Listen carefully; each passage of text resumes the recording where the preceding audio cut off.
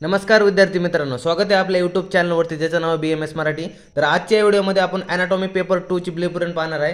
तर आपल्या पेपर पॅटर्ननुसार आपल्या 20 मार्कचे MCQ, 40 मार्कचे 8 क्वेश्चन असणार ACQ ला आणि 4 क्वेश्चन असणार 10 मार्काचे 1 क्वेश्चन असेनुसार 40 मार्कचे LAQ।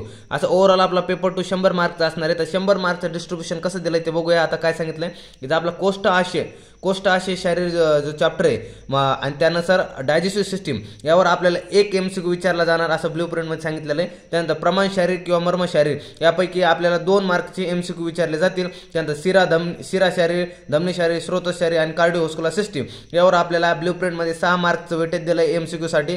त्यानंतर रेस्पिरेटरी सिस्टीम, युरिनरी सिस्टीम या 2 टॉपिकवरती आपल्याला 5 MCQ विचारले जातील। त्यानंतर रिप्रोडक्टिव्ह सिस्टीम यावर 1 MCQ सांगितलं आहे त्यांनी।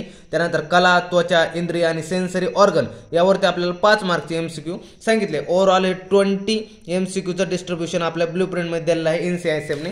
त्यानंतर आपल्याला काय सांगितलं जे ACQ असतील आपल्याला जे पाहायला मिळतील आपल्या पेपरमध्ये, तर ACQ कसे असतील ते 8 ACQ विचारणार आहे। त्यामधला पहिला जो ACQ आपल्याला पाहायला मिळेल तो कोष्ट आशय शारीर किंवा डायजेस्टिव्ह सिस्टीम यावरती आपल्याला पहिला ACQ पाहायला मिळेल। मोस्ट ऑफ द चान्सेस पहिला जो ACQ असेल तो आयुर्वेदिकच असेल, पण काही वेळेस मॉडर्न सुद्धा विचारला जाऊ शकतो, पण चान्सेस जास्त आयुर्वेदिक असतील। त्यानंतर प्रमाण शारीर किंवा मर्म शारीर यावरती आपल्याला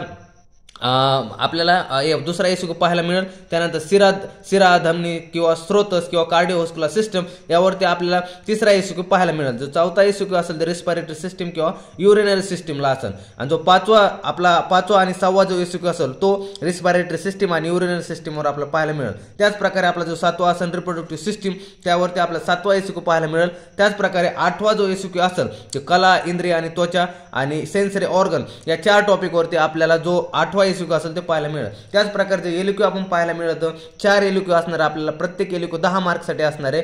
तो जो आपला पहिला LAQ असेल कोष्ट आशय शारीर किंवा डायजेस्टिव्ह सिस्टीम यावरती आपल्याला जो पहिला LAQ पाहायला मिळणार आहे। त्यानंतर दुसरा जो LAQ असेल तो प्रमाण शारीर किंवा मर्म शारीर यावरती असेल। जर वेटेजनुसार पाहायला गेलं प्रमाण शारीरमध्ये एवढं LAQ टॉपिक नाहीये, मर्म शारीरवर तर हमखास LAQ आपल्याला पाहायला मिळतो। त्यानंतर जे तिसरा जो असणार आपला LAQ शिरा, धमनी, स्रोतस आणि कार्डिओव्हास्क्युलर सिस्टीम या 4 टॉपिकवरती आपल्याला तिसरा LAQ पाहायला मिळू शकतो। त्यानंतर चौथा जो असणार आहे तो कला, इंद्रिय आणि त्वचा आणि सेन्सरी ऑर्गन या 4 टॉपिकवरती आपल्याला जो चौथा LAQ असणार आहे तो पेपरमध्ये पाहायला मिळेल। अशा प्रकारे ॲनाटॉमी पेपर 2 ची ब्लूप्रिंट होती। तर चालतंय, भेटूया नवीन व्हिडिओमध्ये, तोपर्यंत धन्यवाद।